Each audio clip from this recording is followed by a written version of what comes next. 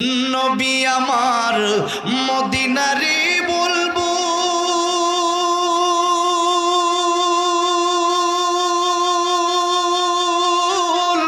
আমার আল্লাহ ভালোবেসে নামটি দিলেন হাবিবে রাসূল। আল্লাহু আকবার।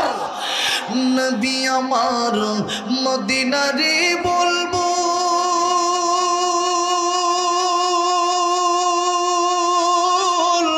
আমার আল্লাহ প্রেম করিয়া নামটি দিলেন মুহাম্মদ রাসূল। ওই নবীকে ভুল বুঝিলে ওই নবীকে ভুল বুঝিলে থাকবে না ঈমান। আশিক বিনে কে বুঝিবে আমার দয়ার নবীর শান। উম্মত বিনে কে বুঝিবে আমার দয়ার নবীর শান। রাহমাতুল লিল আলামিন নবী রাহমাতুল লিল মিন নবী কোরআনে প্রমাণ। আশিক বিনে কে বুঝিবে আমার দয়ার নবীর শান। উম্মত বিনে কে বুঝিবে আমার দয়ার নবীর শান। জুড়ে বলা যাবে না মারহাবা। আমার ভাইরা আমার মুরব্বি বাবাজিরা, যেই কথা বলছিলাম ওই কবরে যাওয়ার পরে তিনটা প্রশ্ন করা হবে। এক নম্বর তোমার রবের পরিচয় দাও, দুই নম্বরে তোমার দিন কে ছিল সেই পরিচয় দাও, তিন নম্বরে আল্লাহ রাসূল সাল্লাল্লাহু আলাইহি সাল্লামকে দেখা জিজ্ঞাসা করা হবে আমার নবীকে চিনো কি চিনো না এটা বলো। আল্লাহর নবীকে তারাই চিনবে যারা আমার নবীর আদর্শ মানবে।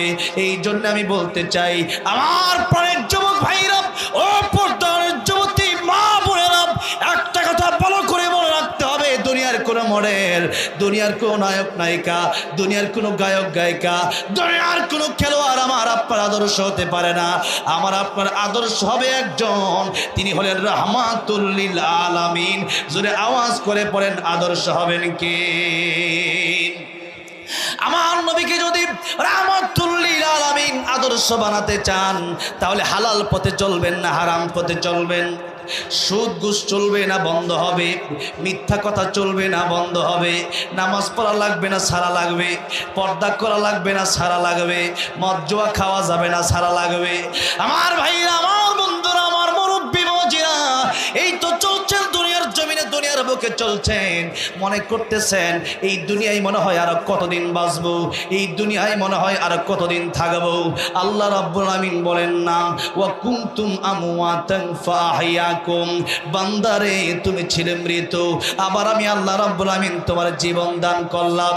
জীবন যদি না দান করি ও বান্দারে, এই দুনিয়ায় তোমার কোনো এমপি, তোমার ইলেকশন তুমি করতে পারবা না, তোমার মা বাবা ঘরের ভিতরে রাখবে না।